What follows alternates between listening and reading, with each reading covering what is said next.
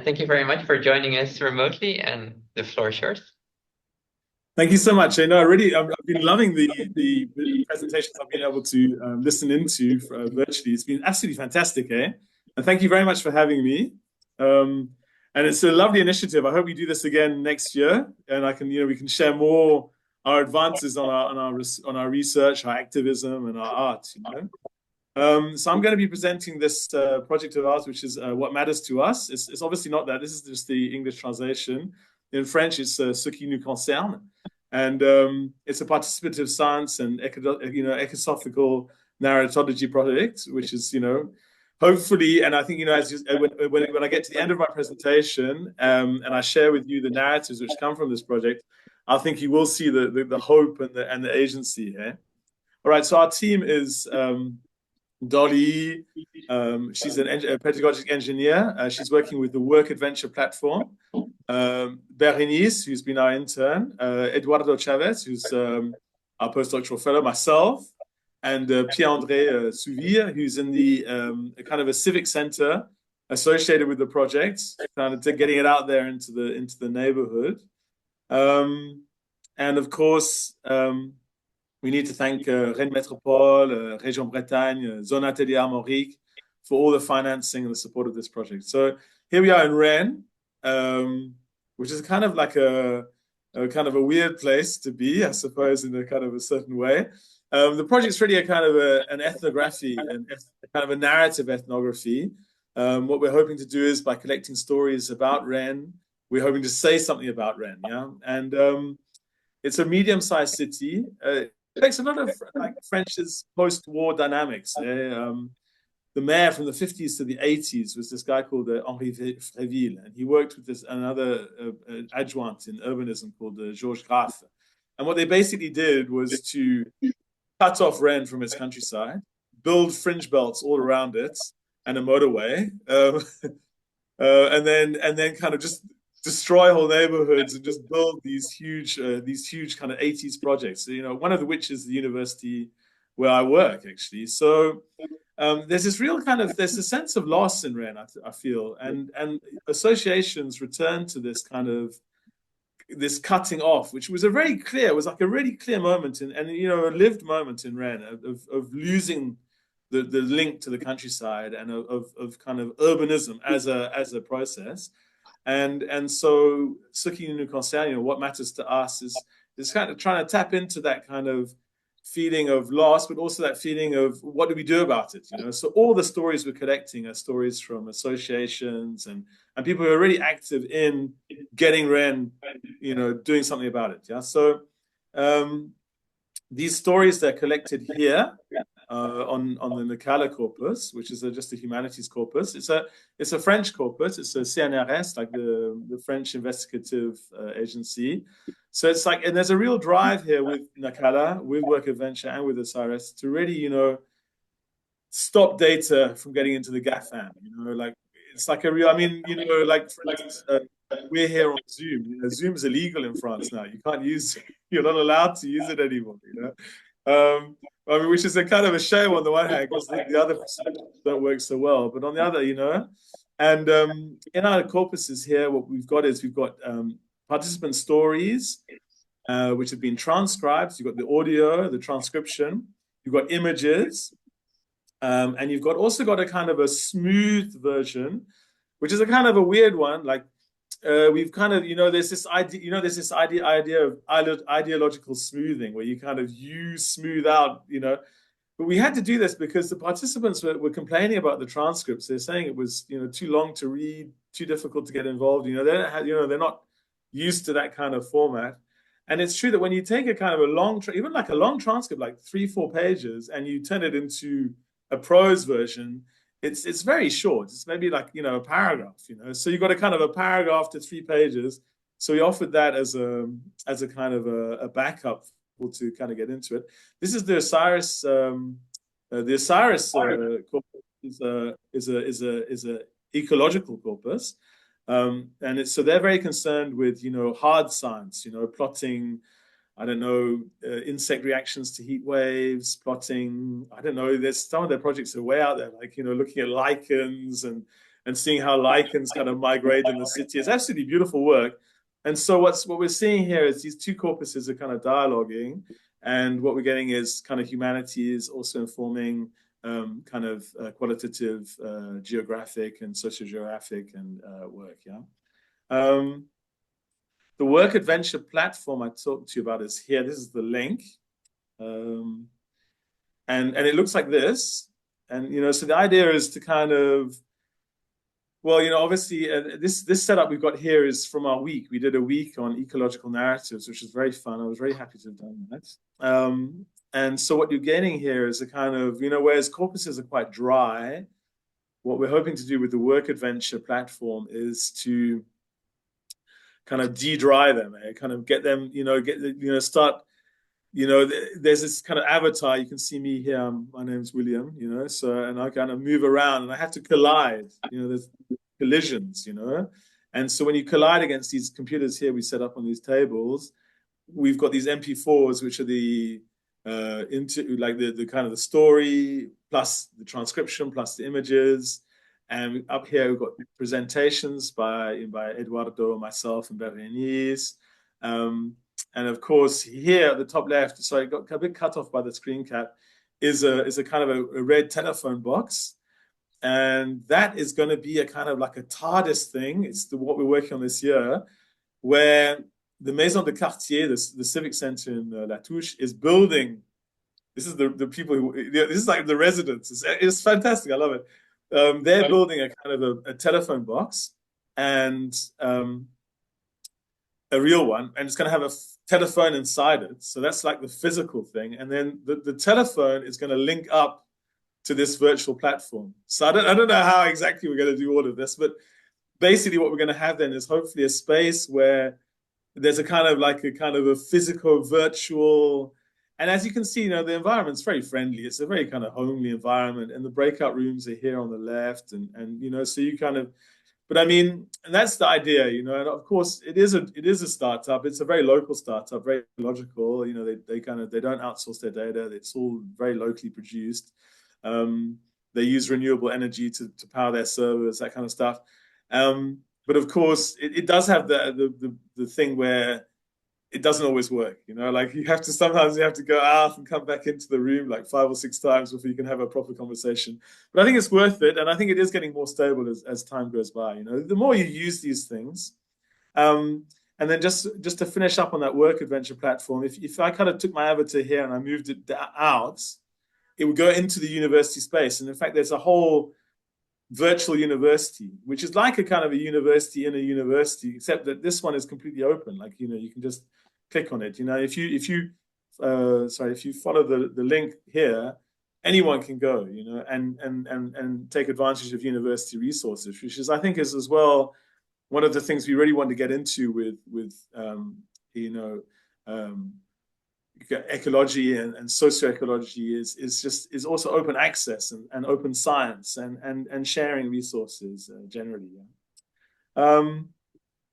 We've been using this work adventure platform to really get into kind of emancipatory pedagogic practices, not just with members of civil society organizations. It's the big one. We really want to work with them. But also members of the scientific community. I mean, anyone watching this slideshow here can click on the link and go to the Kelleher corpus. But also members of municipal instances and students and colleagues. I mean, in class when I'm teaching, I use the stories we're collecting, so it's really great. I mean, so. And anyone who wants to kind of, they're obviously in French, but there's the transcription. So there's maybe also like a pedagogic resource there. If anyone looking for kind of natural French conversation, which has been transcribed, there it is. Anyway, the talk for today and our ecological week and our kind of the kind of the drive behind the project is this idea here, of inverting the pyramid. So. The paradigm, the major paradigm for the research is small stories, which is Giorgio Capullo and Anna Defina, and their idea of fragmenting narrative activity, getting into the telling, of it. And the kind of the enemy would be this kind of pyramidal narrative structure. We talk about a story arc. I mean, there's stories we've been looking at this morning, which were beautiful. And I'm a big fan of Jemison. That's it. There's this narrative arc, isn't there? There's a kind of introduction, complication action, and then some kind of resolution. And I think this kind of resolution, this catharsis. If we go back to Aristotle, who Freytag definitely does go back to, is diegesis. I mean, diegesis for Aristotle is that. Like if it doesn't have that, then it's not storytelling. And we find that in Jeanette, in Paul Ricoeur, in Gerald Prince, even in decolonial analysis. And especially if you turn to people like Ricoeur or even Sloterdijk recently with his Timos, we have a very Heideggerian kind of influence where it's Dasein, isn't it? It's this kind of self-realization, yeah. And I think that's why I really loved yesterday Noel Arts talking about Hartmut Rosa, and we could also talk about Byung-Chul Han with his crisis of narration. Is this where we need to be going? And I think as well, if you look at eco-narratology, James Amorel, for instance, who I've given my bibliography. Again, there's this question of, eco-narratology is giving agency to other species, but it's still this idea of agency for what?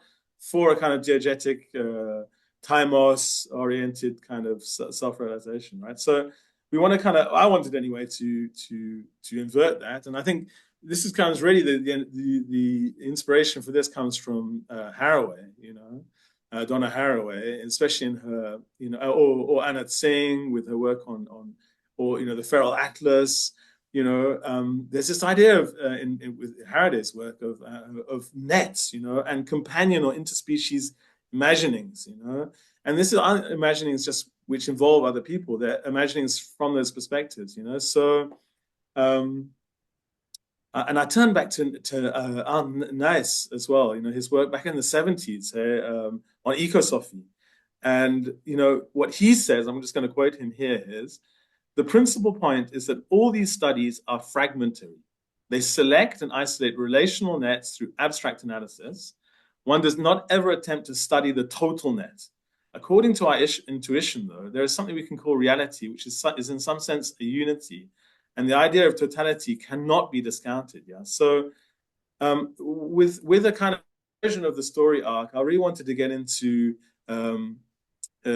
complication and entanglement. These are very important for Donna Haraway here. But also Victor Turner's work on communitas and interspecies imagining, and the way in which narrative strands can it's not just one narrative strand. It's a mesh of narrative strands, and in which we have to kind of use ecosophy to perhaps be open to the other, and which is the non-human, and I felt that this approach can really deal with the small stories we're collecting here,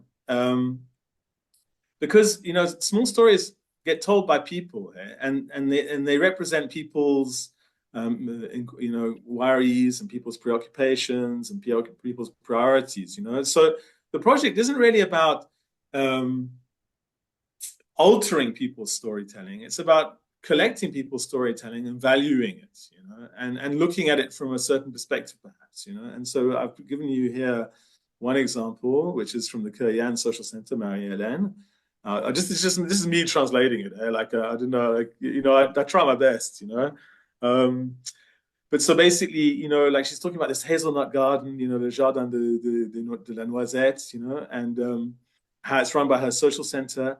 And what I'd like you to look at in this story is that it's not a story about the environment. It's a story about people. I mean, it's definitely social. It's like a socially orientated story. But we see a lot of the stuff we could find in an ecosophy. She talks in the R. She's inclusive. She relates to the garden as something which comes in and complicates people's lives. That allows a resolution, although she doesn't herself go towards a kind of a cathartic story arc.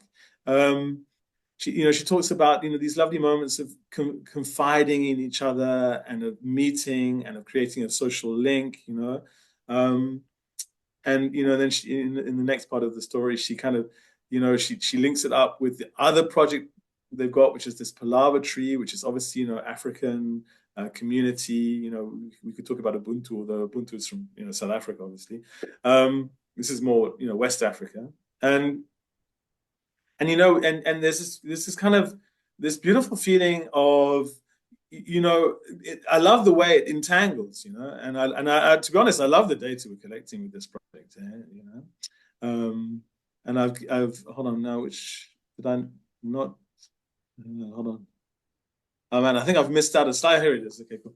And this one is another, just an example, by ESS Cargo.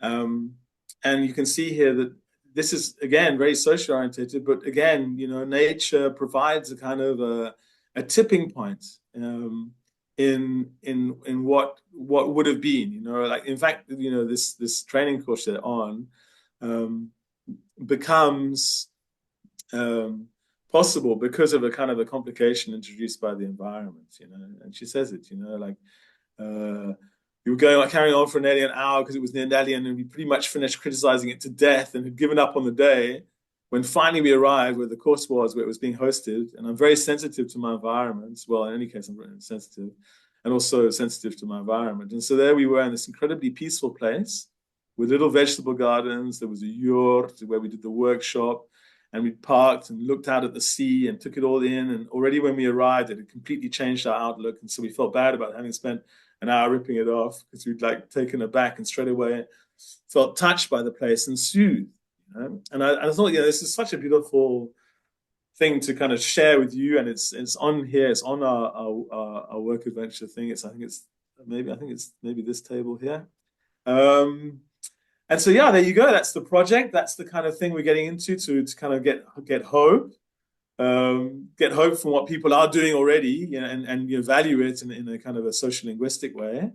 Before closing, because I think I'm on time, I do want to do a bit of advertising. We're hosting the ICE, which is the International Conference on Ecolinguistics, in 2026, and we've got our blog up here, which is for French ecolinguistics. So you can visit the blog and see what's happening and contribute. And there's the bibliography with the article on which this presentation was based. And there you go. I think we're good. I'm done. I don't know if I'm too fast or too slow, but there we go. Thank you very much.